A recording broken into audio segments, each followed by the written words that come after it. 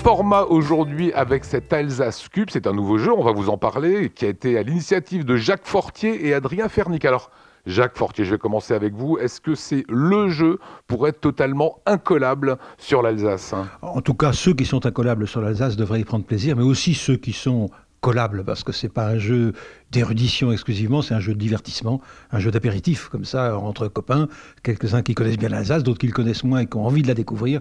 C'est un jeu fait pour ça. Voilà, c'est 400 questions, c'est 4 thématiques. Vous vous êtes occupé, vous, Jacques, de quelles questions? J'ai travaillé avec Adrien Fernic.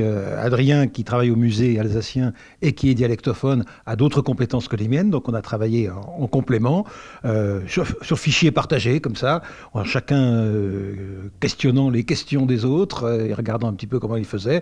Finalement, c'est sûr qu'il y a des aspects. Moi, j'ai travaillé 40 ans comme journaliste dans la presse régionale. J'ai pas mal arpenté l'Alsace. Tout ça nous a permis un peu de nous inspirer pour trouver des questions pour ce fameux Cube Alsace. Alors, comment on joue à ce jeu, Adrien? Alors, ce n'est pas très compliqué. Le principe, c'est que ça ressemble un peu aux petits chevaux. Chacun a une couleur. On peut jouer à 2, à 4, et si on est plus, on fait des équipes. Okay. Et en fait, on a un petit dé qu'on va faire avancer. Imaginons que je suis le vert. J'avance de 6 cases. Hop. Et donc, je tombe sur orange. Et donc, quelqu'un d'autre, par exemple, va vous poser la question orange. Allez, on y va. Et je vais lui demander quelle femme politique d'origine alsacienne, féministe et chantre de la paix en Europe, devient doyenne du Parlement européen en 1979. Et je lui donne 4 possibilités. Ella Arnaud, Louise Weiss, Catherine Trautmann ou Simone Veil. Et voilà, on sait que c'est Louise Weiss. C'est Louise Weiss, voilà. Bien notre région. Et donc, comme il a bien répondu, il peut rejouer. Okay. Et il continue à tourner autour du plateau. Ensuite, on remonte ici case à case. Le premier qui est arrivé au sommet a gagné, suivant le principe, effectivement, des petits chevaux. Alors, quelles sont les thématiques, justement, Jacques? Alors, il y a 4 thématiques qui ont été voulues.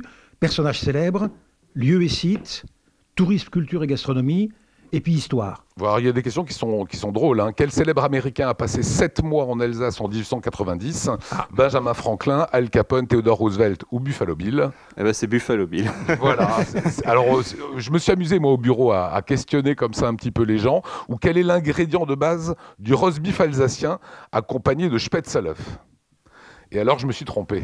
Eh oui, le roast beef alsacien, c'est comme son nom l'indique bien en alsacien, parce que roast c'est le cheval, c'est de la viande de cheval marinée. Exactement, dans les 4 propositions que vous mettiez, c'était cheval mariné, bœuf bouilli, mouton farci ou porc rôti, sauf que le roast beef, le vrai roast beef anglais, effectivement, c'est du rôti de bœuf, le roast. Voilà. Donc on apprend beaucoup de choses. Comment vous avez justement trouvé toutes ces questions? Nos bibliothèques ont pas mal été exploitées l'un et l'autre. Et puis il y a des trouvailles comme ça. Quand on est engagé dans un jeu de ce genre, tout devient sujet à question.